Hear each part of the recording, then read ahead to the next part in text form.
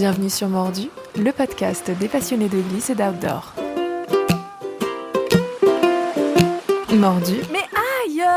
Bonjour à toutes et à tous, bienvenue sur Mordu, le podcast glisse et outdoor. C'est Mathieu au micro, je suis ravi de vous retrouver pour un nouvel épisode de Mordu. Aujourd'hui, je reçois un invité au parcours absolument hors norme, un gamin des Landes qui a plus étudié les bancs de sable que les bancs d'école. Un surfeur qui a dormi sur la plage, vécu dans une ambulance, sillonné les compétitions, avant de comprendre que son terrain de jeu allait dépasser largement le line-up. Rémi Bertoche est un artiste au sens large, peinture, aquarelle, live painting, un créateur libre qui peint le mouvement, l'océan, la lumière, la vie quoi. Dans cet épisode, Rémi nous raconte comment il est passé du circuit pro de surf à une carrière artistique internationale, des premières aquarelles sur des planches de surf à l'ouverture de sa galerie à Palm Beach, des blocos de l'Atlantique aux performances live devant le prince Albert de Monaco, jusqu'à une toile vendue 30 000 livres lors d'un événement caritatif en Écosse. C'est une histoire de détermination, de prise de risque, de portes qui se ferment et d'autres qu'il faut aller ouvrir soi-même. Vous allez voir, c'est un épisode qui donne des ailes, des vrais. Allez, c'est parti. Salut Rémi, bienvenue sur Mordu. Merci de m'accueillir. Écoute, je suis content de t'avoir. Là, moi, j'ai pas souvent des pro surfeurs qui sont devenus artistes, qui exposent en Floride, partout dans le monde. C'est assez exceptionnel. Mais moi, pour commencer, j'aimerais bien savoir comment toi tu te présentes aujourd'hui aux gens. Je dis que je suis artiste. Avant, je disais artiste peintre, mais je fais tellement de choses entre les sculptures, le design ou quoi que c'est vrai que le mot artiste tout seul me va bien. Maintenant, voilà. Après, c'est souvent les gens qui me présentent, donc j'ai pas forcément moi à me présenter. Ce qui m'arrange. Ah, ça c'est pratique ça. Bon, on va commencer par le début, je pense que c'est le plus simple. D'où vient ton rapport à la mer? Comment tu as commencé à surfer? Je suis né dedans, hein. Moi, c'est vrai que j'ai l'habitude de dire que j'ai plus étudié les bancs de sable que les bancs d'école. J'étais pas très bon à l'école, c'était pas mon endroit, j'étais pas connecté avec ça. Alors les jeunes qui nous écoutent, je leur dis allez à l'école, hein, c'est vraiment important. Si je devais refaire des choses, j'écouterais peut-être plus en classe parce que je m'aperçois que dans certains domaines, il y a des trucs qui me manquent, notamment le français, l'anglais, enfin voilà, de pas faire de fautes d'orthographe, tout ça, c'est des trucs où alors maintenant je lis beaucoup donc je me rattrape, mais c'est vrai que voilà, j'ai compris maintenant que l'école c'est important. Mais c'est vrai que moi c'était trop sévère pour moi, c'était pas mon truc quoi. Et j'avais plus le regard dehors à regarder par la fenêtre. J'étais pas insolent, mais j'étais la tête ailleurs quoi. Donc t'as grandi sur les bancs de sable. Ouais. T'es originaire de quel coin? Des Landes. Des Landes, Ouais. où ça? Je suis né à Biarritz, Ouais. et après mes parents ont déménagé 40 km plus haut à Souston, donc voilà, j'ai surfé sur les plages des Landes, c'est mon jardin quoi. Ah ouais, on dit souvent les Landes c'est le meilleur endroit pour surfer, peut-être pas pour apprendre à surfer parce que c'est costaud quoi. Ouais, ça dépend les conditions, mais s'il y a des toutes petites vagues, oui, c'est l'idéal, c'est super. C'est quoi ton premier souvenir de glisse, de surf, si tu nous emmènes avec nous là sur peut-être ce moment d'enfance qui t'a fait aimer le surf? Mon premier souvenir vraiment où je m'en rappelle comme si c'était hier, c'est j'avais pris un bodyboard. J'étais petit, hein, je saurais pas te dire l'âge, de avoir 7 ans, quelque chose comme ça. Et il y avait des conditions un peu, il y a beaucoup de mousse blanche. C'était je me rappelle arriver au fond, passer la barre, j'étais tout seul. Et à un moment donné, il y a une vague qui arrive et je prends la vague, en bodyboard donc, et j'arrive à me mettre debout. Je tente le truc de me mettre debout sur le bodyboard et je ride comme ça toute la vague jusqu'au bord. Et ça a été je me suis dit mais la sensation du truc, là j'ai plus jamais lâché. T'avais quel âge? Je te dis, je devais avoir 7 ans, 8 ans, quelque chose comme ça. Et tes parents surfaient? Enfin, Non, mais mon père était MNS. donc maître nageur, Ouais, sauveteur? maître nageur, ouais. Et donc voilà. Après, il me regardait sur du bord, quoi. Et Mais moi, j'étais hyper fier, quoi. Je me rappelle, ça m'a procuré une sensation de truc de fou et ça m'a jamais lâché. Et alors tout de suite, donc accro, Je suis accro, puis alors après, pour tout m'en le temps à l'eau. détacher, ben voilà, après alors après, tout le temps à l'eau, bon, c'était des périodes où il y avait pas forcément les combis l'hiver. Il y avait des combis, mais fallait s'acheter du matos, il y avait pas cette dynamique. Au départ, c'était que l'été, et puis voilà. Après, surfer l'hiver, ça a commencé aux alentours de 10 ans, quelque chose comme ça. Et donc tu as fait de la compète très vite? Ouais, très vite. Alors oui, très vite, mais très vite nul en compète. Ah. Ça veut dire que moi, en fait, toute mon adolescence, j'étais à chaque fois, je me faisais sortir au premier tour ou quoi. Et ça a plus été, j'ai commencé à faire des résultats à la fin de l'adolescence, vers 16 ans. Et puis après, voilà, après je suis rentré, je fais 3e de la Coupe de France au classement général. Alors avant, la Coupe de France, c'était un peu plus important que maintenant. Maintenant, on n'entend plus trop parler, mais avant, il y avait le championnat de France, Coupe de France, ça voulait vraiment dire quelque chose. Et donc là, je suis 3e au classement général. Puis après, je rentre sur le circuit pro, donc européen, et puis après WQS à l'époque. Et donc c'est le circuit un peu mondial, quoi. Et puis alors après, c'était un petit peu la débrouille face aux sponsors, le budget. Moi, à 18 ans, j'habitais plus à la maison, donc j'habitais plus chez mes parents, donc j'avais voulu un peu voler de mes propres ailes. Et donc c'est un peu la débrouille, hein. J'avais acheté une ambulance parce que je m'étais dit c'est génial ce truc-là, parce qu'il y a un lit déjà dedans donc je peux dormir. Et donc j'avais acheté une ambulance et c'était ma maison, mon ambulance. Mais je l'adorais. Elle était, c'était une 504 Peugeot. C'était un veau, mais c'était top. Mais t'étais parti de chez tes parents, mais genre fâché, tu claques la porte. Ouais. Ils te suivaient pas dans cette carrière pro? En fait, ce qui s'était passé, c'est que bon, ça remonte un petit peu plus loin. Je devais avoir 12 ans. Et mon père me dit, cet été, soit tu te trouves un truc à faire, soit c'est moi qui te trouve un truc à faire.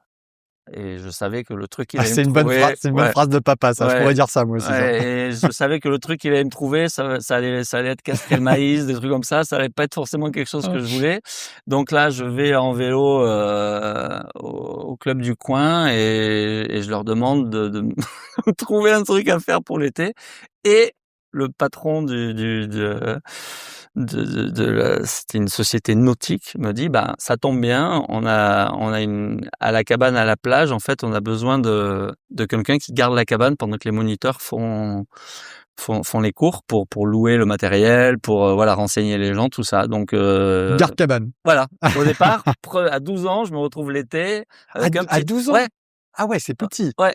Je me retrouve avec un petit job comme ça où je suis alors j'étais le petit beach boy, hein, tout le monde m'adorait parce que bon, bien sûr, c'est le petit gars de la cabane, mais je gardais la cabane. Et puis après, en fait, je me suis vite pris au jeu d'accompagner au bord de l'eau pour les mecs qui avaient oublié un leash, un lycra, un truc, machin. J'étais très vite dans le truc, puis je surfais tous les jours surtout. Et je m'étais dit, pour bien apprendre à surfer, il y avait toute une série de planches, des vieilles Barlan à l'époque dans ce surf club. Et je m'étais dit, si jamais tu veux bien surfer, faut apprendre à surfer de la plus grande planche jusqu'à la petite planche. Et donc je m'étais fait mon truc déjà. Je m'étais dit voilà, tous les jours, tant que tu sais pas surfer la grande planche, tu passes pas à la planche en dessous. Tu vois, il y avait toute une catégorie de planches comme ça. Et donc j'avais fait tout l'été comme ça, j'avais fait toutes les planches jusqu'à la plus petite. Et là, à la fin de l'été, j'étais, moi, je pensais que je savais que j'étais le meilleur du monde, et donc j'avais commencé les compètes comme ça. Première compète, je finis avant-dernier. Je dis bon, ok, d'accord. Je suis pas encore, mais voilà, c'était le process de rentrer dans le truc. Et donc après, à 16 ans, j'ai passé un brevet fédéral pour enseigner. Et puis à 18 ans, brevet d'État. Donc voilà, donc j'avais passé tous mes étés sur la plage. Et à 18 ans... La école, t'étais en mode freestyle ou t'étais encore scolarisé? Non, j'étais encore à l'école, ouais. Mais je foutais rien à l'école. Et je foutais rien, disons que c'était pas mon truc, quoi. Et je voulais faire les beaux-arts. Mais ma conseillère d'orientation, elle me dit, avec le dossier que t'as, oublie les beaux-arts, ça sera pas possible. Donc, je dis, bon, bah, ok. Donc, bah, je suis parti sur le surf à fond. Mais parce qu'à l'époque, déjà adolescent, tu Ouais. peins, tu Je dessinais dessines. sur mes cahiers. Alors, j'avais des cahiers, c'était hyper bien tenu. J'adorais bien écrire. Je faisais des petits dessins. D'ailleurs, les profs à l'époque, ils notaient les cahiers. J'avais souvent des 18, des trucs. Ah ouais. Ouais. D'ailleurs, à part le sport, le dessin, c'était les seuls 18 que j'avais. Mais autrement, voilà. Donc l'évolution se fait comme ça. Et puis 18 ans, en fait, je dis à mon père cet été, j'aimerais faire que des compètes, j'aimerais arrêter un peu de travailler, enfin je veux pas travailler, je veux faire que des compètes. Mon père me dit, alors là j'étais en BEP à l'époque, il me dit si tu as ton BEP, OK, tu fais ça. Et donc moi je prends le truc, mais sauf que je suis tellement nul à l'école que même le BEP, je vais pas l'avoir. Et il se passe un concours de circonstances dans le truc. Un truc au F14, je suis nul dans ce truc-là, et il y avait un mec que j'aimais pas trop à l'école, qui était avant moi sur la machine, quoi, et il me dit: «Tiens, je te file mon carnet, comme on se reverra pas», il me dit: «C'est mon cadeau d'adieu», il me dit: «Si tu suis mon carnet à la lettre, t'arriveras à faire marcher la machine». Oh. Et donc je suis le carnet à la lettre, et en 4 heures, j'arrive à faire marcher la machine. Le prof arrive, il me dit: «Bah, Bertoche, c'est bien, t'as bossé, par rapport à là où t'en étais le trimestre d'avant, t'as super bien bossé, écoute, je te mets 14». Et les 14, j'ai le truc à 10,1. J'ai le brevet à 10,1, tu vois, enfin, le truc, enfin bon, je sais pas si c'est intéressant ça, mais j'ai mon brevet, je dis à mon père: «Voilà, j'ai eu le truc». Il me dit: «Non, non», mais il était mal luné, il me dit: «Non, mais bon», je dis ça, il était sûr que j'allais pas l'avoir sur moi, il me dit: «Non, non, mais tu vas aller bosser quand même». Et là, je chope les nerfs et tout, ça m'énerve. Et il me dit: «Tu vas ranger ta chambre en plus parce que c'est le bordel et tout machin».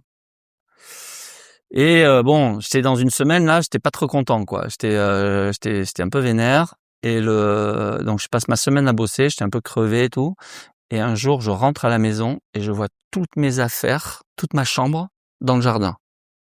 Tu vois? Le jardin était immaculé de posters que j'avais au mur. Ma chambre, c'était un musée, hein. Papa, il rigole pas. Ouais. Et tout était passé par la fenêtre. Et je monte en haut en courant, tu vois, dans ma chambre. Et je claque la porte comme ça en insultant mon père. J'entends mon père qui monte les marches 4 par 4. Je fais le tour de la maison, je me cache, je descends en bas, je croise ma mère, je lui dis mon père fait, enfin un gros mot, je dis, et je pars. Et je pars et je vais dormir sur la plage pendant 4 mois dans le surf club T'as sur quel la âge? plage. Et là, j'ai 18 ans. Ah ouais. 18 ans, je dors pendant 4 mois sur la plage. Mais bon, ça allait pas avec mes parents dans l'adolescence, pas vraiment, parce que voilà, c'était, j'avais passé, disons qu'ils m'avaient envoyé un peu loin étudier. J'avais 6 heures de train pour aller à l'école et tout. Enfin bon, voilà, ils voulaient que j'oublie un peu le surf. Moi, j'étais à fond dedans, donc c'était un truc. Donc là, 18 ans, Mmh. là, 4 mois sur la plage, Mmh. t'achètes l'ambulance Mmh. et t'es sur le tour. Ouais, voilà, donc je rentre sur le tour comme ça.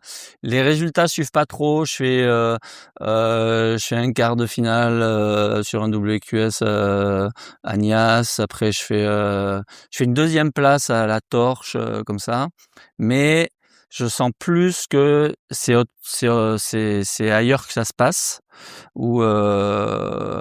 Et là, mes sponsors, d'ailleurs, ouais, c'était à Nias, où mes sponsors commencent à me dire: «Tiens, on voit que c'est sympa». J'avais des aquarelles avec moi, j'avais toujours des aquarelles avec moi, je faisais des dessins comme ça à chaque fois que j'étais en compète sur les lieux où j'étais.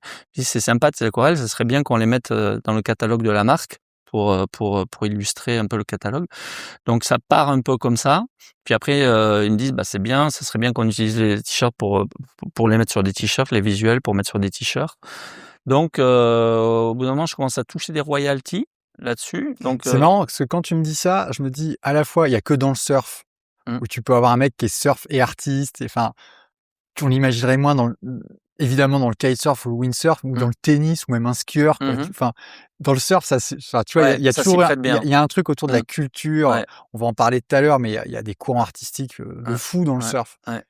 Et en même temps, le surf, c'est aussi quand même le sport du mec alpha, tu vois, en compète. Ouais. et je me dis, je sais pas, les mecs autour de toi, les compétiteurs, ils trouvaient ça cool. Il y en a qui se foutaient de ta gueule avec tes aquarelles. En fait, j'étais vraiment déjà très à l'adolescence très en Très à part. marge, pas mouton, quoi. Ah ouais. Je suivais pas le Ouais. truc, j'aimais bien être décalé par rapport aux autres, donc c'est vrai que j'étais vraiment en marge. Le surf a cette puissance-là, c'est-à-dire qu'au départ, bon, il y avait pas vraiment d'argent au départ dans le surf, donc il fallait développer la créativité, même les marques par rapport aux publicités ou quoi, c'était très créatif. Donc il y a toujours eu cette créativité-là. Et c'est vrai que moi, j'ai ce wagon-là m'a toujours plu, quoi. Ouais. Tu vois, je suis rentré dans ce truc-là et j'aimais bien dessiner sur mes planches, sur mes casquettes, sur mes voilà, j'adorais ça, même si à l'époque, voilà, il y avait des trucs que je faisais, j'y arrivais pas, donc mais j'ai jamais lâché. Et puis, c'est vrai que après, le fait de travailler comme ça avec des marques, les marques avant, le côté artistique comme ça faisait rêver tout le monde. D'ailleurs, c'est ce qui a un peu tué le monde du surf. C'est-à-dire que au départ, les gens rêvaient. Moi, quand je rentrais dans un surf shop, je voyais un gros poster de mon gabarit avec son short fluo à pipeline, machin. Ça me faisait kiffer et je voulais ce short-là parce que j'avais vu le gros poster de mon gars qui shoot, machin. Maintenant, ils te foutent le short en gros, hyper flex, hyper truc, hyper machin. Le surf shop, ça ressemble à une pharmacie. Avant, tu rentrais, ça sentait la wax, le sable chaud. T'avais envie d'être dans ce surf shop. C'est marrant ça. Ouais. On parle beaucoup du fait ici du fait que le surfwear c'est complètement plongé avec notamment les difficultés de Quicksilver, Ouais. en disant que ce qui a tué notamment le surfwear, c'est le fait d'être allé dans les grandes surfaces. Ouais. On a un expert ici qui dit en fait Quicksilver, ça s'est pété la gueule quand on charcutier avec un t-shirt Quicksilver. En fait, Ouais. t'avais pas envie d'avoir le même Bien sûr. t-shirt que n'importe Bien qui. sûr. Et toi, ça c'est marrant. Tu dis que même les magasins, en fait, c'était pas le bon délire, en fait. Si tu veux, quand ils ont commencé à développer les board riders, les trucs comme ça a tué tous les petits surf shops déjà. Et puis en même temps, tu vois, moi j'aimais bien une marque à l'époque qui s'appelait MCD, c'était Morecore Division, et le slogan c'était If you don't surf, don't start. Moi, j'adorais ça parce que je me sentais vraiment d'une communauté qui était vraiment une niche. Corps. Tu vois, vraiment très corps. Et maintenant, tu fais un truc comme ça, tu te fais pourrir, tu peux plus. Mais en fait, c'est pour ça que les gens aimaient le surf et achetaient du surf parce que c'était intouchable. Maintenant, ça a ouvert tellement la porte avec les usines à écoles de surf, tout ça machin que et encore, je te dis, j'ai des potes qui ont des écoles de surf et moi j'ai commencé à enseigner dans les écoles de surf, donc j'ai fait partie de ça. Mais j'ai très vite arrêté parce que je voulais pas ça. En fait, je voyais pour moi c'est le cancer du surf, ces trucs-là où ça, il y en a trop en fait. Qu'il y ait des petites écoles dans des villages qui sont tenues par des vrais surfeurs, des mecs du village qui sont là, il y a pas de problème et que ça reste comme ça. Ouais, nous on a un peu ce truc-là avec ma femme. On était à Imswan. Imswan, c'est pour moi, enfin on dit c'est le paradis du surf parce qu'il y a probablement la plus belle vague pour apprendre à surfer. Elle est incroyable. Mais en fait, c'est le paradis, enfin, c'est l'enfer. Parce que, c'est trop développé. Nous, on y va, c'est du urticaire, quoi. Enfin, c'est des centaines, c'est des hordes de gens, c'est l'enfer. C'est les images de la Chine, là, dans les piscines. C'est ça. C'est l'enfer. Donc, et donc, du paradis à l'enfer, on voit on y est vite passé. Disons que maintenant, ça s'est trop développé, donc le surf est devenu trop accessible. Donc, même les marques de surf, en fait, il y en a tellement partout que plus personne n'en veut. Donc, toi, là, tu dis, si je reviens là sur la partie artistique, donc il y a ce truc où ils te proposent de mettre en avant tes aquarelles, de les mettre sur les board shorts avec des trucs. Les board shorts, les t-shirts. Donc ça, sur une période comme ça de 10 ans, grosso modo de 98 à 2008, je fais pas mal de collaborations comme ça avec les marques où je fais mes créations. Puis à un moment donné, je me suis dit, je me dis même, on me conseille même d'arrêter d'être sponsorisé par des sponsors majeurs parce que finalement, je gagne plus ma vie à travailler avec un peu toutes les marques. Et donc je garde que des sponsors mineurs. T'étais déjà le Kaileni Non, mais disons que je faisais mon trou. Ouais. Je faisais mon trou sans avoir forcément des gros résultats en compétition de surf. mais je restais dans ce domaine. Ça me permettait de rester dans ce Ouais. domaine-là. Et donc finalement, à 20 ans, je monte mon entreprise. Je fais même pas mon service militaire, je fais même pas mes 3 jours, qui étaient obligatoires à l'époque, parce que je suis chef d'entreprise, quoi. Donc, et donc j'avance comme ça. Je rencontre ma doudou, comme ça, j'ai 19 ans. Ta doudou, c'est ta copine, ta femme? Ouais, on est toujours ensemble, donc ça fait un petit moment et c'est là, je sais que je finirai avec, c'est la femme de ma vie. Ah ouais. Ouais. Donc voilà et elle m'a toujours suivi, toujours supporté dans mes délires parce que mes délires des fois ils sont pas faciles à supporter, mais elle, ouais, m'a toujours supporté. Quand est-ce que vous êtes pris la tête pour un de tes délires? Non, souvent on se prend la tête. Ah! Mais c'est quoi? Parce que Parce que t'es pas là, non, parce que elle est très gestionnaire, très voilà et très terre à terre sur les et moi je suis un peu branque quoi mais c'est moi ça veut dire c'est elle qui fait ta compta et tout ouais ça? ouais OK. disons parce que moi enfin voilà des fois c'est vrai que je vois une opportunité d'aller à l'autre bout du monde parce qu'il y a un événement où je sais que je vais trouver des clients pour vendre des toiles et tout machin, j'attends forcément même pas qu'on me dise d'y aller, j'y vais quoi. Et donc et je reviens, j'ai rien vendu, et j'ai perdu Ça a le billet coûté 5 d'avion, 000 balles. l'hôtel, voilà, c'est ça, tu vois.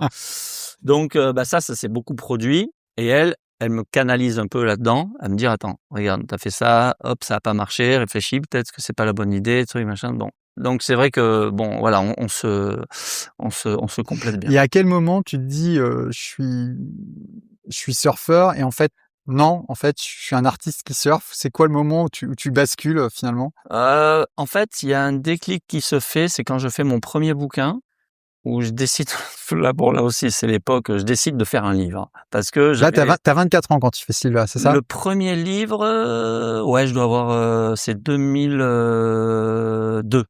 Donc je suis né en 77, donc C'est ouais, à peu ça, près, 24-25 ans. Ouais. je suis de fin décembre, donc Ah, c'est voilà. ça. Et donc voilà, je veux faire un livre. Je veux faire un livre de mon œuvre. Mais bon, à l'époque, mon œuvre, elle est bon, j'ai plein de trucs, mais c'est pas non plus. Mais en fait, je me dis comme ça permet parce qu'à l'époque, on me demande, enfin, la fiscalité te demande de référencer tout ce que tu fais. Tu vois, donc je devais justifier tout ce que je faisais, et je me dis, ben, il y a un livre comme ça, c'est le meilleur truc pour avoir tout de référencé.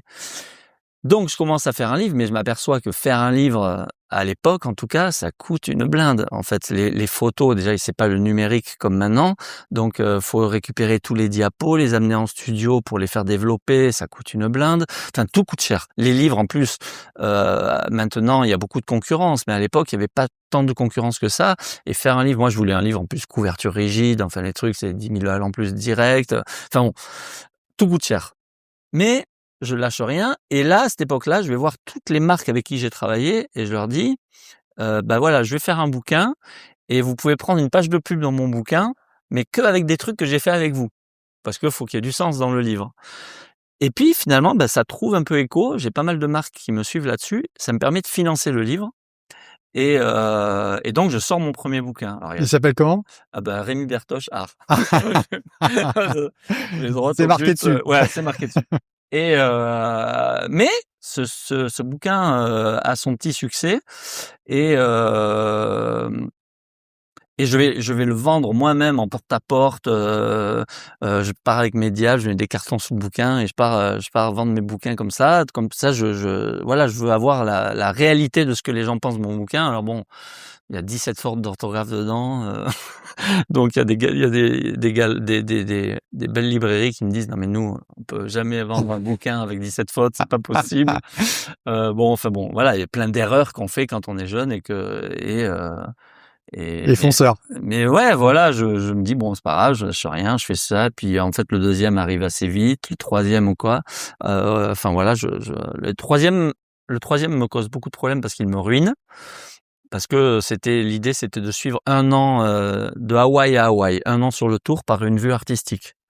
Donc j'ai tous les pros, les surfeurs pros, les créateurs des boîtes, qui me signent un livre blanc J'ai un livre qui est avec que des pages blanches et tous les mecs me signent des petits autographes comme ça, et je leur dis que tout ça, ça va être dans mon bouquin.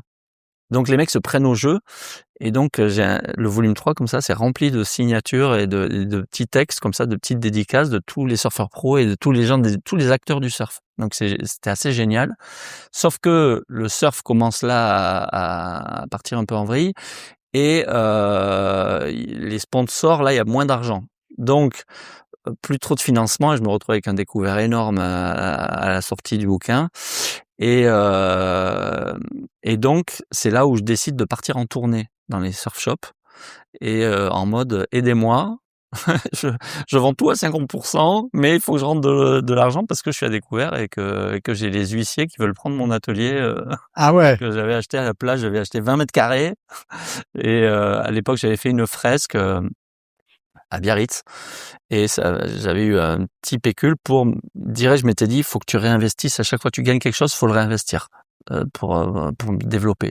Et donc j'avais fait une fresque à Biarritz avec un monsieur qui s'appelait Monsieur Barrère, qui a été vraiment les fondations de mon activité artistique, parce que lui, il m'a vraiment soutenu pendant quelques années, et il m'a fait faire des fresques partout, et ça m'a permis d'acheter 20 mètres carrés à Souston-Plage où j'avais 4 planches de bois, j'avais fait mon atelier, et bon voilà, j'avais fait une mezzanine, un truc, un machin, mais c'était mon atelier. Ah ouais. Et donc voilà, puis tu commences à monter le truc, là, voilà, un truc marche moins bien, donc t'es à vendre les trucs j'avais ma à moins base, et là j'ai les 50%. huissiers là Tu les vends combien, là, tes peintures, à l'époque? Ah bah à l'époque, il y avait des toutes petites peintures, ça allait de 100 € à 1000, 2000 € pour les plus grands, très très grands formats, mais c'était. Parce que là, bon, ce sera dans la deuxième partie, mais maintenant, tu arrives à vendre des toiles à de dizaines de milliers de dollars, donc on va y venir. Ouais. Peut-être avant de parler de ça, moi, j'aimerais bien, j'ai quelques images là, je sais pas si je vais réussir à ce que tu les vois. Ouais, je vais essayer. Tiens, regarde. Décrire ton style et décrire un tableau, peut-être. Bah, le Lenny Kravitz, c'est pour, Ouais. c'est bon, celui-là, il est marquant parce que c'est pour son appartement l'appartement de Lenny Kravitz à Paris. Alors attends, comment tu te retrouves à faire un tableau de Lenny Kravitz pour Lenny Kravitz à Paris? En fait, c'est son photographe qui veut avec qui je suis en relation, et à un moment donné, l'anniversaire de Lenny Kravitz arrive, et on se dit que ce serait peut-être pas mal de faire une photo, une des photos qu'il a fait lui, en peinture. Et il me dit, l'idée serait géniale, si tu fais ça, je lui offre pour son anniversaire, et donc il a fait ça, il lui a offert pour son anniversaire, il était hyper content, il l'a mis dans son appart à Paris. Alors, comment on décrit ton style? Alors moi, j'aime pas me rentrer dans une case et me définir dans un style. Alors, Justement, comment tes galeristes, ça m'a beaucoup fermé de comment portes tes avec les grandes galeries. comment tes galeristes, Mm. ils te vendent Eh ben quand tu les écoutes? justement, ça m'a beaucoup fermé les portes de grandes galeries, parce que justement, eux, ils voulaient que je reste dans un style assez précis et en fait, mais moi, je suis pas vraiment un artiste de galerie, parce que les galeries, ils aiment pas quand tu te produis en direct. Et moi, c'est un peu mon truc de me produire en direct comme ça dans les événements, et parce que ils ont pas trop la maîtrise un peu enfin, en tout cas ce que j'ai compris à l'époque, hein, c'était et puis j'avais d'autres copains artistes qui justement m'expliquaient un petit peu qu'ils étaient un peu bloqués avec des galeries parce qu'ils produisaient, mais ils s'enfermaient un peu dans ce truc-là. Et moi, j'ai jamais, j'ai très vite, enfin, je me suis dit que je voulais pas être enfermé et rester dans un truc. Si j'ai envie de faire de la sculpture, je fais de la sculpture. Si j'ai envie de créer de l'abstrait, je fais de l'abstrait. Si j'ai une feuille de papier avec du café que je veux faire un truc, je veux pas me limiter à rester dans un truc. Donc je suis vraiment j'aime pas définir bon, bien sûr, il y a beaucoup d'énergie, beaucoup de La couleur. la couleur. Ouais, là, voilà, je suis l'ami des couleurs, hein. Mais après, moi, mon truc, c'est de customiser, de répondre à la demande aussi. Donc, quand il y a quelqu'un qui veut faire un thème précis sur son mur et qu'il n'arrive pas, qu'il n'a pas trouvé de peinture en galerie, justement, ou quoi, ben moi, j'aime bien le challenge, justement, de relever. Et c'est pour ça aussi que je performe dans les événements. Ouais, t'aimes bien le live un peu. Voilà, les événements, c'est vrai que de faire des trucs en direct, comme ça, il n'y a pas de fake. C'est vraiment de la vraie activité artistique. Est-ce que t'es un peu, alors, j'extrapole, mais je me dis, est-ce que on a souvent le truc, le surf. Il y a un truc qui est incroyable avec le surf. Moi, j'essaie d'expliquer. Alors, j'ai jamais eu ton niveau en surf, mais je trouve que surfer une vague, c'est un peu surfer une montagne qui avance et qui se déforme en fait. Et en fait, t'es toujours un peu en improvisation et tout ça. Est-ce que ce trip un peu de surfer ce qu'il y a dans la seconde devant soi, ce qui apparaît, tout ça, est-ce que c'est ce que tu as envie de reproduire dans ta peinture? Est-ce que je cherchais trop loin? Non, oui, alors je suis peut-être pas aussi cérébral que ça par rapport Ouais. à l'explication qu'on peut en donner. Moi, c'est plus du feeling. C'est vrai que j'ai l'habitude de me nourrir un petit peu des voyages que je fais et pour avoir de chercher l'inspiration un petit peu dans tous ces mélanges de cultures, de différents pays qu'on peut voir, mais aussi de tout ce qui m'arrive jour après jour et de l'alimenter comme ça en peinture. Mais je me prends pas trop la tête avec ça. C'est un peu ça vient un peu comme ça vient et je m'adapte un petit peu au jour le jour. Est-ce que Lénine était content de sa peinture, son Oui, cadeau? oui, il est bon, j'ai pas eu de retour négatif en tout cas. Heu, j'ai demandé à un moment donné qu'il fasse une photo avec lui dans le truc, il m'a dit qu'il allait la faire, mais Ah, j'attends tu l'attends toujours. encore. Ouais, pour l'instant, Bon, mais bon, c'est pas grave. En fait, moi, je suis pour les belles histoires, donc à partir du moment où il y a les belles histoires, après, je force pas forcément le destin sur un truc. C'est comme, tu vois, j'avais filé un cours de surf à Pierre Gasly, Ouais, le pilote de le pilote de Formule 1. F1, ouais. Parce que j'avais fait une peinture de lui c'était assez dingue là aussi l'histoire parce que je fais cette peinture et je m'attends pas du tout à ce qu'il la poste sur son mur et un jour C'est une peinture de lui? ouais, c'est en fait c'est son meilleur pote, Valentin qui me dit, voilà, il a adoré un truc, c'était son premier podium quand il tient, Hamilton, juste avant la ligne d'arrivée et qu'il arrive à tenir et qu'il fait 3e et ça pour lui c'était super et c'était un super souvenir et il me dit: «Si tu arrives à retranscrire ça en peinture, je pense que ça peut lui plaire» et donc je tente un truc comme ça. Et apparemment, il est ravi de ce tableau et un soir, je vois mon téléphone qui arrête pas de vibrer, qui arrête pas de s'affoler comme ça, des trucs ding ding ding ding ding, ça s'arrête pas de sonner. Je me dis: «Mais qu'est-ce qui se passe?» et je vois que donc Pierre a posté cette photo sur son mur et heu et tout de suite, alors bah, là, ça s'emballe comme un petit buzz comme ça je reçois 100 messages, privés qui me demandent, où est-ce qu'on peut trouver ce visuel, truc machin, si je fais des reproductions, des trucs, des machins et hem et donc bon voilà, je me retrouve on se retrouve au Cap Ferré, parce qu'il aime bien aller là-bas, à lui filer un cours de surf. Mythique. Ouais et en fait, au moment après, il m'invite à manger et on repart, on était avec 2 voitures et il me dit: «Bah, je monte avec toi». Je dis: «Attends, tu es en train de me dire que je vais te conduire dans ma beach car? Tu es en train de me dire que je vais te conduire?» Il me dit: «Ouais, ouais, ouais» et tu vois, bon, là, j'aurais pu faire un selfie et tout, mais je me suis dit: «Non, je vais pas le gaver avec ça». Ouais, Je du sais que, tu moment, vois, voilà, il y a plein de moments comme ça, j'ai loupé où je me suis dit: «Ah, j'aurais dû faire le truc». Je le fais pas. Bon, moi, voilà, c'est des souvenirs ah ouais, qui restent et c'est sympa, voilà, donc c'est encore mieux ouais, encore mieux dans la tête, quoi. ouais. Ah, en tout cas, moi, ce que je note, c'est que, les potes de Kravitz et de Pierre, ils sont sympas. Ils Mmh. offrent des Ouais, Rémi Bertoche aux anniversaires. ouais, ouais, Les c'était copains, mon cadeau. Ouais, hésitez pas, quoi. ça Enfin, marche, donc allez-y, moi, je peux proposer des trucs, il y a plein de moments, non, mais ça, c'est vraiment assez cool. ouais. Bon, un truc qui est Non, mais c'est aussi des belles histoires. bah, c'est des belles histoires. Mmh, Après, il y a aussi une histoire qui est aussi incroyable là, mmh, quand on regarde. Donc toi, tu as une galerie à Palm Beach? ouais, Alors tu ouais, enfin, comment tu ouvres une galerie à Palm Beach? Parce que non, mais ça claque, hein. là, tu dis comme ça Ça claque, bien claque. sûr, mais Raconte en fait, l'histoire. j'ai toujours eu, depuis, une quinzaine d'années, je vais beaucoup livrer de clients aux USA qui me trouvent, dans les événements, souvent, dans les compètes de golf, dans les grands prix de Formule 1 où je peins sur les VIP lounge. Donc bah, souvent, il y a beaucoup d'Américains qui me trouvent dans ces endroits-là. J'ai toujours eu ce désir d'ouvrir une galerie à l'international. Voilà, pour avoir vraiment une base internationale. La France, je quitterai jamais la France, c'est mon pays, je suis assez patriote. Je paye mes charges, mes impôts, en France, voilà, on m'a déjà proposé, hein, d'aller, louer un appartement, aux Émirats parce que je travaille beaucoup mon temps là-bas ou quoi. J'ai toujours dit non, je reviens, j'ai besoin de me ressourcer en France auprès de ma famille. Voilà.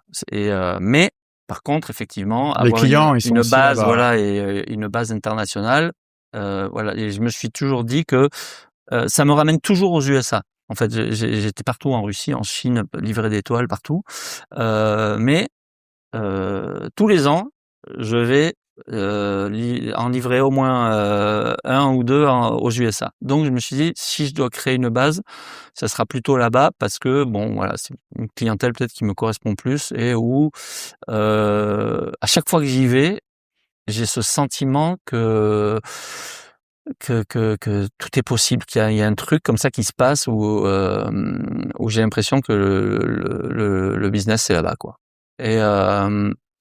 Et donc voilà, j'avais eu toujours ce désir de monter quelque chose là-bas, mais bon, quand tu fais un petit peu l'étude de marché, que tu y vas, que tu commences à faire, tu vois que c'est pas si simple, que ça coûte une blinde et qu'il va falloir être judicieux pour faire ça. Et bon ben voilà, à force de rencontrer des gens, des fois des opportunités qui s'ouvrent et que tu lâches rien. J'ai très vite compris, dès mon plus jeune âge, que j'ai toujours cru en moi déjà, mais que c'était pas dans les Landes que les gens allaient venir me chercher. Même si je travaille avec des marques, c'est moi souvent qui vais les solliciter, c'est pas forcément eux qui viennent, quoi. Et donc je me suis toujours dit, si tu veux vivre de ton art, il va falloir rien lâcher et les gens vont rien te donner, donc il va falloir aller chercher les choses. Ça a été vraiment mmh, Une ligne directrice. le maître mot, ouais. Ouais. Je me suis toujours dit, la boussole, c'est ça, en fait. Va chercher les trucs parce que personne va te les apporter. Donc, j'ai toujours eu ce truc d'aller me chercher ce que je voulais avoir. Et donc, cette galerie fait un peu partie de cette Alors du philosophie. coup, c'est Rémi Bertoche Toujours, Galerie. Ah toujours. ouais. Parce qu'en fait, au départ, là-bas, on me dit: «Attention, ça va être galère si tu as un autre nom pour monter ton entreprise, ça va être plus long. Parce qu'il va falloir qu'ils font des recherches, machin, nanana. Si tu mets ton nom, au moins c'est». Et dans cette galerie, Moi, ça me convenait. il y a que tes œuvres ou tu Ouais. exposes aussi Non, que des mes œuvres. guests? Ouais. Que toi? Ouais. Ah, c'est beau, hein, Voilà, magnifique. que mes œuvres, mais après je m'associe des fois avec des gens qui veulent faire une collaboration ou quoi ou pas, mais voilà, c'est Rémi Bertoche, Art Gallery, voilà. Alors, donc t'as cette galerie, tu peint, dans des events de ouf, Mmh. des personnalités. Mmh. Tu coté chez Artprice, hein, Mmh. Ouais. c'est une référence quoi, Mmh. quand t'es artiste. Tu notamment performé, alors j'ai vu ça, dans mes recherches, je crois que Mmh. c'est assez libre, hein, au Scottish Open avec un live painting qui est vendu 30 000 €. Ouais. Que Non, c'était 30 000 pounds. 30 000 pounds, C'est encore plus en euros. encore mieux, plus pratiquement 40 000 Ouais, €. je crois que oui. Les gens peuvent le voir sur les réseaux sociaux, Ah, ça. c'est incroyable quoi. Comment La raconte-nous un peu? Alors l'anecdote, elle est assez dingue là-dessus parce que en fait, j'exposais en fait avec par l'intermédiaire du World Amateur Tour, qui était un circuit créé par Jean-Charles Cambon, qui était un ancien golfeur pro, qui avait créé un circuit un peu d'élite comme ça pour les personnalités, les cadres de l'industrie qui voulaient se retrouver dans une ambiance de compétition de golf et donc il avait créé un conseil comme ça et il y avait une étape au Renaissance Golf Club en Écosse. Et le Renaissance Golf Club se trouve à organiser le Scottish Open l'année d'après. Et donc ils me disent: «Ben ça serait bien que tu sois là à ce moment-là pour faire du live painting». Donc OK, j'y vais et donc je me dis: «Bon ben je vais apporter pas mal de matos». Donc je pars en voiture là-haut, donc tu vois, l'Écosse c'est loin des Landes. Si tu fais 2 jours de voiture, c'est un trip. Puis en plus en plein été, donc bon, c'est du monde, c'est cher, les bateaux c'est cher, tout est cher, tous les hôtels sont chers, bon. Mais je me dis, je me transforme ma voiture, je mets un lit dans ma voiture et je me dis: «Bon voilà, j'avance, comme ça je veux pas avoir de surprise à chercher des hôtels, des trucs, je veux pas gaspiller mon énergie à ça». Puis moi ça me plaît de dormir dans ma caisse, enfin tu vois, c'est un peu le tu sais ma base de surfeur, tu sais qui a vadrouillé comme Tu ça. toujours la 504 ou tu un peu Non, upgradé? non voilà, j'ai upgradé. J'ai upgradé avec une voiture qui marche un peu mieux. Il va un peu moins au garage. Mais quoique maintenant, la voiture avec l'électricité, tout ça, enfin les trucs électroniques, des fois, au milieu de la 504 Peugeot, peut-être que c'était plus. Mais donc bon, là, t'es sur la route. voilà, je suis sur la Écosse. route, je me retrouve là-bas, et au moment où j'arrive là-bas, je suis content d'arriver là-bas. Salut les mecs. Et en fait, les mecs me disent, ben ça sera pas possible parce que le European Tour, ils ont loué le clubhouse, là où j'ai mes œuvres qui sont exposées d'habitude, et donc tu peux pas rentrer dans les lieux. C'est eux qui ont la possession des lieux, et donc ben merci, au revoir. C'est un peu à l'anglo-saxonne, tu sais. Avec le sourire, Merci mais d'être venu, tu rentres chez serre toi. la main, mais rentre chez toi. Dans ma tête, c'est pas possible, quoi. Tu vois, j'ai pas fait 2 jours de route et 2 jours de retour Le pour rien, tu vois. pèlerinage. Non, mais c'est bon. Donc là, et puis là, tout d'un coup, t'as toutes les portes qui se ferment. Tu vois, vraiment, on t'a dit non, Ah, donc c'est non, quoi. t'es avec ta baraque, enfin ta bagnole sur Ah, le mais à parking, côté, j'ai t'es pas de nobody. passe, j'ai pas d'accès, j'ai pas Ouais. de truc, et je me fais virer par la sécurité, grosso modo, c'est ça. Et là, je suis un peu, en fait, je suis interloqué, mais surtout, je suis vraiment, je suis comme un chien avec son os, quoi. Tu vois, je veux rien lâcher de ça. Il va falloir que je trouve une solution. Et euh, à un moment donné, j'apprends qu'il y a un golfeur pro que je connais un peu, qui fait la compète, et je lui dis, si je fais une peinture de toi. J'ai appris qu'il y avait un charity dans le truc. Si je fais une peinture de toi, est-ce que tu pourrais monter sur scène pour la signer? Ah, il me dit, et il me répond direct. Il me répond en suivant. Il me dit, ah, ça serait génial. C'est un Texan, le mec. Il me dit, ça serait génial. Si tu le fais, je te suis. Vas-y. Ah, j'ai dit, ben, si tu le fais, vas-y, c'est facile. Mais bon, là, je suis Sur pas le trop, parking. ouais, je suis sur le parking et je suis un peu bloqué, nanana. Il me dit, non, mais moi, je connais des mecs qui peuvent peut-être acheter, en plus, qui jouer le jeu, parce que il a des sponsors à ce moment-là qui sont sponsors de l'événement. Tu vois, donc, et donc, je vais montrer ça à l'organisateur du Tour européen, enfin, de l'événement, quoi, de la compète de golf. Et le mec me croit pas. Il me dit, ah, je dis, bah non, bah regarde, t'as tous je te montre il me dit, montre-moi. Donc je lui montre les échanges. Il dit, bon, laisse-moi 2 secondes.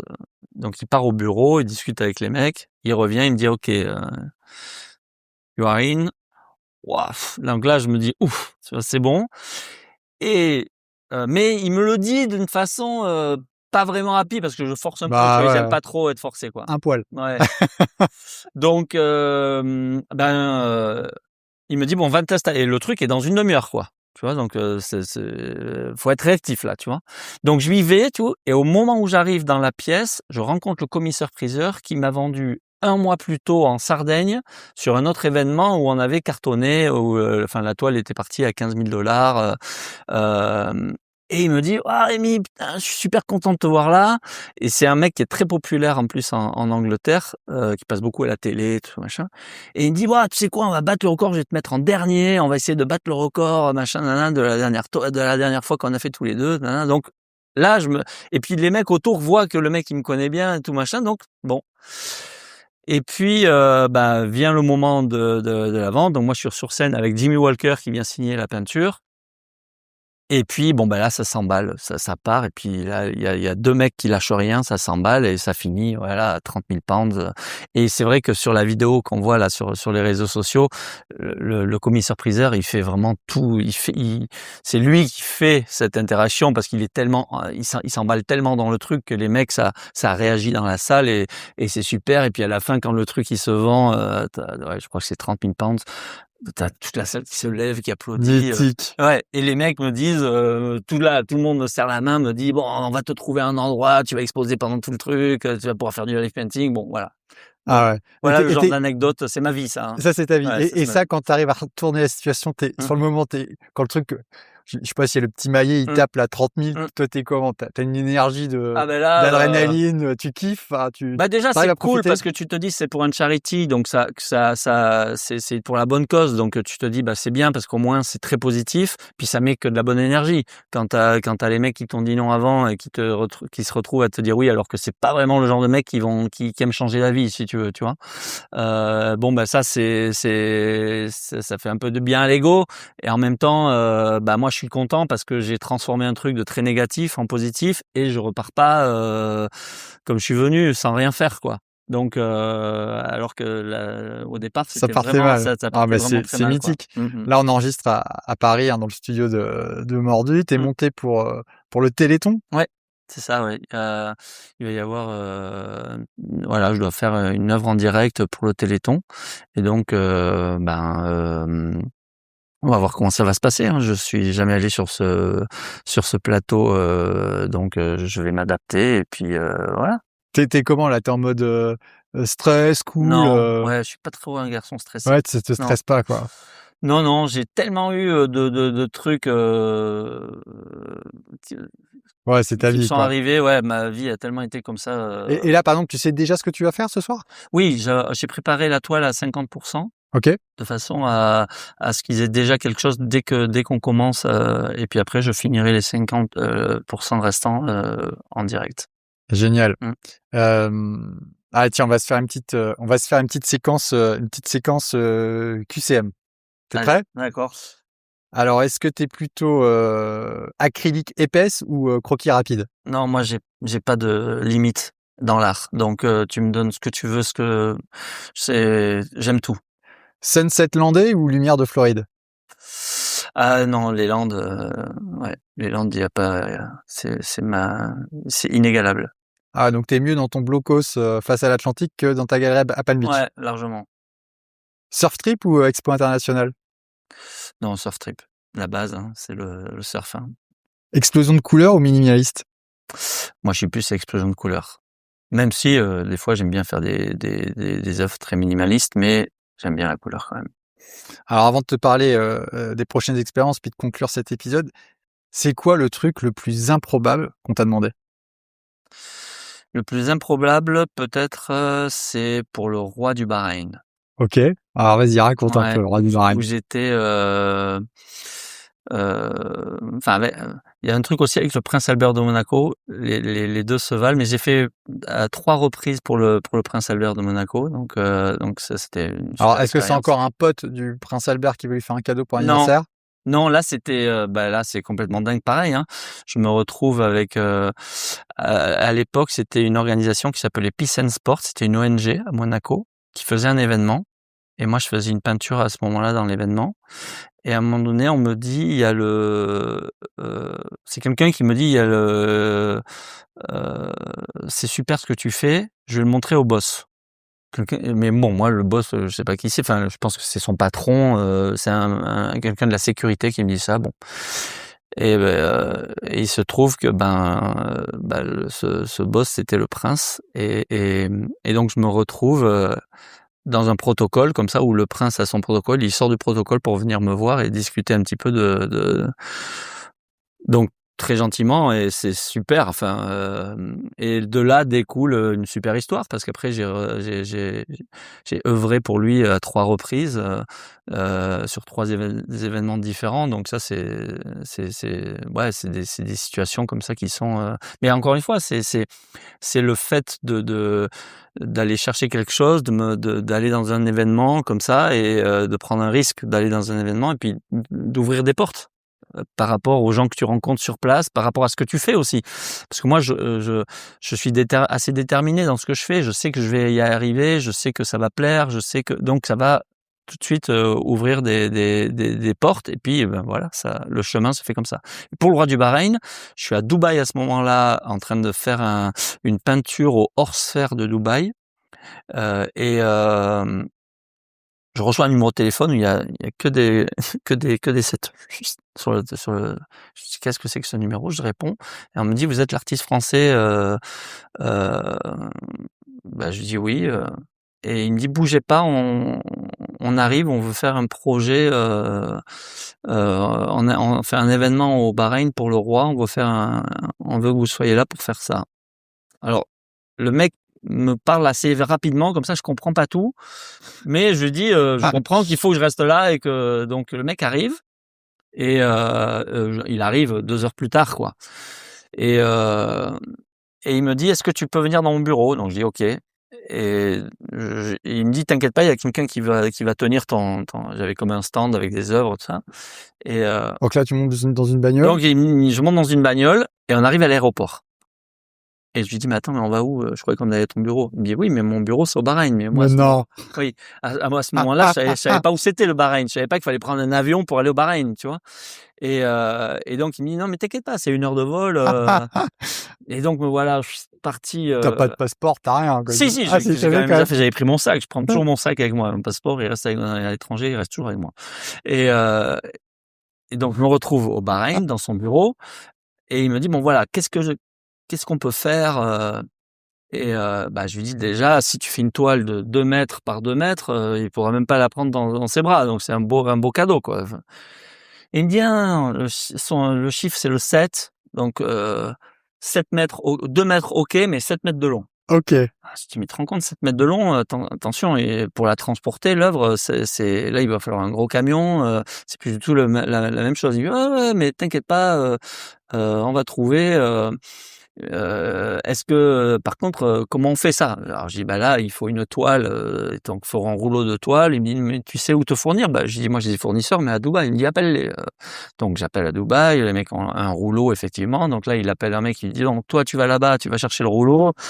Enfin bon, le truc, et puis, après je lui dis: «Ben, faut construire un châssis après, de 7 mètres, mais attention, le châssis doit être, d'une certaine façon, parce que c'est un gros volume, donc pour pas qu'il twiste et tout, faut». Il me dit: «Non, mais t'inquiète pas, on a tous les gens qu'il faut pour faire ça, donc on va faire ça». Bon, et il me dit: Bon là, tu un truc à faire à Dubaï, donc ce que tu vas faire, c'est que tu vas faire un jour à Dubaï, un jour au Bahreïn, un jour à Dubaï, un jour au Bahreïn, on paye l'avion, comme ça on suit l'évolution, tu peux travailler à Dubaï et puis en même temps tu viens là». Enfin bon, et je me suis retrouvé donc à un moment donné, arrive le jour de l'événement, où j'ai préparé cette grande, enfin ça fait 7 mètres, donc c'est presque une fresque, et je dois faire quand même la finir en direct. Et là, ils me disent: «Bon voilà, tu vas rester», enfin juste avant, ils m'avaient dit quand même, il faut pas que, enfin, comment on va recevoir le roi, il faut que ça soit vraiment, il faut vraiment qu'on habite ton atelier. Qu'est-ce que je dis: «Bah, vous avez qu'à reconstruire le petit Montmartre à Paris», avec, le mec m'écoute comme ça. OK. Et donc les mecs, ils ont reconstitué, ils ont mis des lampadaires à la française, des petits bancs, des trucs, et ils ont fait venir toutes mes œuvres que j'avais à Dubaï pour, faire comme un atelier d'artiste, dans un espèce de chapiteau. Où là, j'avais mon atelier qui faisait 150 mètres carrés, tu vois, avec reconstruit comme ça. Comment tu fais? Alors déjà, moi, j'ai 2 questions là-dessus. La première, c'est déjà le combien ça coûte, quoi? Parce que là, tu te dis: Ah, mais «Attendez, là, les gars, ouais, en même temps, tu te dis: «Bah, c'est le roi du Bahreïn, donc ça se trouve, je peux lui vendre une blinde». ouais, ouais. En même temps, tu sais pas, enfin, Non, comment là, tu c'est fais? mes agents qui avaient fait le OK, deal. c'est les Voilà. agents, qui Ouais, ouais, gèrent. ouais, ouais. Là, Ouais, j'avais un agent sur place. c'est pas toi qui dis: «Bon Non, alors». non, non, non, non, là, je m'étais mis en, Ah ouais, non, non, là, je m'étais mis ouais, en tu retrait. Et puis encadres, en fait, tu arrives dans un truc où c'est tellement, important, parce que c'est quand même vraiment des personnalités qui sont très, très importantes dans les pays dans lesquels tu évolues là, que moi je suis très respectueux des pays dans lesquels je vais. Je m'adapte à la culture, voilà, j'arrive pas avec mes gros sabots, et c'était ma deuxième mmh mh. question, du coup. Et tu de la liberté artistique? Tu fais ce que tu veux, ou on t'a dit: Ça dépend. «Alors, il faudrait que tu fasses Ouais. un petit chameau Non, mais là, là, non, non, plutôt là du rouge c'était, là», non, là non, c'est là, il y avait un cahier des bah charges, oui. limite. D'ailleurs, le premier jour où je fais, le croquis, moi je connais pas le roi du Bahreïn. Donc on me montre on m'imprime une photo, où la qualité est pas super, donc moi je me réfère à la qualité, enfin pas au dessin que j'ai, et je commence à faire le croquis de la tête du roi, parce que là le truc, c'était de faire le roi sur son cheval devant son palace. Donc on sort du surf, hein. Ah ouais? Ouais. Mais bon, moi ça me plaît, c'est du challenge, ça me plaît, tu vois, de faire ça. Donc je commence à faire le croquis, et là, à la fin de la journée, j'avais fait la tête, et là, il y a 2 ministres qui viennent regarder l'évolution, et ce que je comprends, les 2 sont pas très contents parce que j'ai fait le roi trop gros. Ah ouais, Tu vois, bah la tête ouais, du roi trop gros. forcément. Et Et donc il dit ah bon allez, c'est bon, on arrête le projet, tout, nanana. Puis l'autre il dit non, on peut pas arrêter le projet, c'est tuer le roi, on peut pas, nanana. Donc là je les calme, je leur dis écoutez, il y a pas de problème, je vais shaper un petit peu le truc, vous inquiétez Mettre un pas. peu de noir sur Voilà, les joues. revenez un peu plus tard, je vais le modifier. Et les mecs reviennent, je passe la nuit à modifier le truc parce que je veux vraiment qu'ils soient contents et pas passer ce truc. Et les mecs reviennent. Et il y en a un qui me tend la main, il me dit ok c'est bon, t'as passé ton test, tu peux continuer comme ça. Mythique. Ouais. Donc je continue et donc à la fin arrive ce truc et l'événement. Donc je reste 4 heures où il y a tous les maîtres chiens qui passent pour les bombes, pour les trucs. C'est très protocolaire quoi. Et il me dit bon tu vas rester tout seul pendant un petit moment, mais quand on te fait signe, tu peins devant ta toile, tu te retournes pas. Juste tu peins. Le roi il va passer, ça va durer 2 minutes, il va passer derrière toi, tu peins. Voilà, mais tu te retournes pas. D'accord. Donc là, je vois tout le brouhaha quand la famille royale commence à rentrer. Tu sais, c'est l'effervescence, tu vois. Ça, tu passes du calme plat au wow, ça monte comme un. Donc là, moi, je me mets devant la toile, je peins et je me dis comme je suis dans un pays que je connais pas, tout ça machin, je me place une petite GoPro sur mon chevalet, comme ça, je me dis au moins j'aurai les images de ce qui se passe derrière. Donc je mets un petit scotch devant le petit truc qui clignote, tu sais, la petite lumière rouge qui clignote, et je le mets là, et je me dis bon ben au moins on verra quoi. Ouais. Et donc le seul truc où je me concentre bien, c'est de mettre play sur la vidéo, tu vois, que ça marche bien. Et donc hop, là voilà, je commence, je fignole la peinture, tout ça machin, et il y a tous les photographes qui se placent derrière la toile. Tu vois, donc je prends des flashs, ils bougent la toile, en plus, tu vois, j'arrive pas bien à peindre, donc j'essaye de faire le mieux que je peux, mais j'ai que du flash dans la tronche, tu vois. C'est hyper désagréable. Mais je me concentre sur ce que je suis en train de faire, tu vois, et je fais. Et puis à un moment donné, j'entends mon prénom. Mais je me dis, non, le mec, il m'a dit de pas me retourner, je me retourne pas. Et puis, il vient me chercher sur le côté, il me dit, Rémi, arrête, le roi veut te parler. Donc là, je me retourne, et je vois que le roi est hors champ caméra. Ah, Je me damn dis, it. mais ça se bat. Et dans ma tête, je me dis, mince.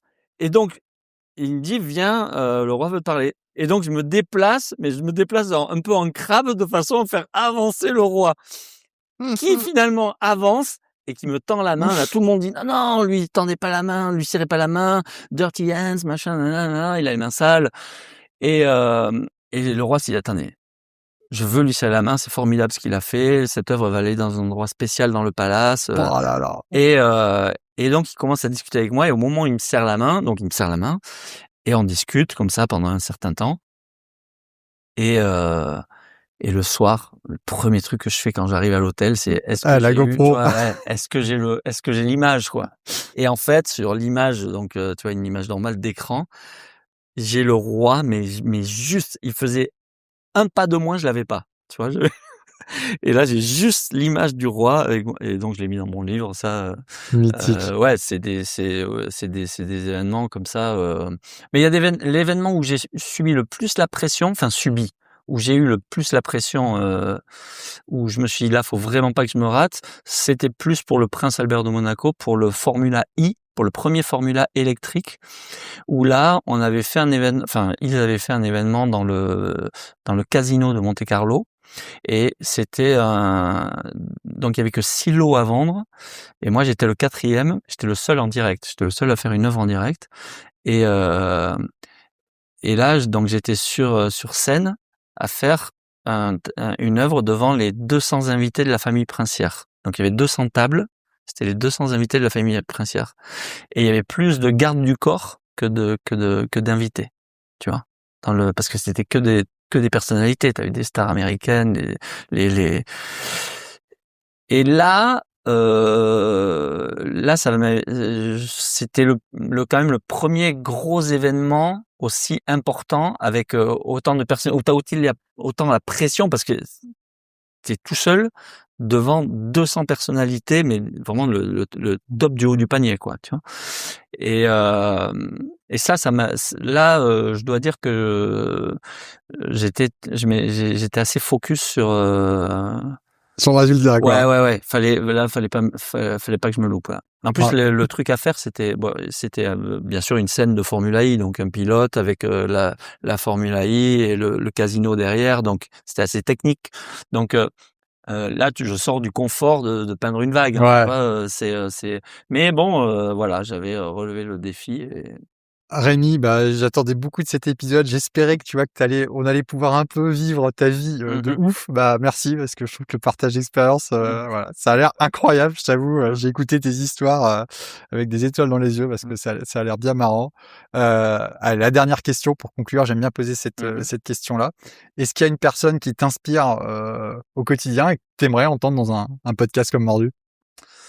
Alors, je te dirais ma doudou parce que elle est tellement exceptionnelle que, mais bon, je sais pas si elle va aimer passer dans un podcast. Bon, non, je suis inspiré. C'est difficile d'en choisir une parce qu'il y a tellement de gens. Moi, je suis vraiment très inspiré par beaucoup de gens, mais de par les voyages. Hein, ça serait difficile, je te dirais Johnny Hallyday parce que. Ah ouais? Ouais, j'étais fan de Johnny. Ah là, Johnny Hallyday, je vais avoir du mal à le recevoir ici. Mais Dommage parce que là, pour le coup, tu me déçois un peu. Non, mais voilà, j'adorais le personnage. C'est la bête de scène qu'il était. Ça m'a toujours fasciné en fait. J'étais allé le voir une fois en concert, ça m'avait. Il y avait une énergie. Le mec dégageait une énergie de dingue. Je suis inspiré par tous ces gens qui ont eu de la réussite comme ça, des histoires de dingue, qui n'ont pas forcément eu la vie facile, qui ont eu qui ont réussi à faire des choses extraordinaires. Ça me plaît en fait. Je me dis que tout est possible et. Écoute, c'est aussi ça. Je m'étais dit, ton histoire elle est géniale. J'espère qu'elle va inspirer aussi des jeunes à qui on dit, ah, tu peux pas être artiste, tu peux pas être surfeur, tu peux pas faire ci, tu peux pas faire ça. Ouais, je pense vraiment que si on lâche rien, qu'on est déterminé, qu'on croit en ce qu'on fait et vraiment qu'on travaille pour ça, au bout d'un moment, ça paye. Bravo, voilà. T'en as l'illustration. Merci d'avoir partagé. Avec plaisir. Et puis, à bientôt, très cher. À bientôt dans les vagues. J'espère que cet épisode de Mordu vous a plu. Si c'est le cas, n'hésitez pas à le partager autour de vous. Et pour nous soutenir, abonnez-vous sur votre plateforme d'écoute préférée et laissez-nous 5 étoiles. Ça nous aide vraiment à faire découvrir le podcast. Vous pouvez aussi nous suivre sur Insta, @mordulpodcast, pour les coulisses, les punchlines et les actus de la glisse et de l'outdoor. Et si vous avez des retours ou des idées d'invités, écrivez-nous directement, on adore échanger avec vous. Écouter des podcasts, c'est cool, rider, c'est encore mieux. J'espère que la prochaine session est pour très bientôt et je vous dis à très vite pour un nouvel épisode de Mordu. Ciao.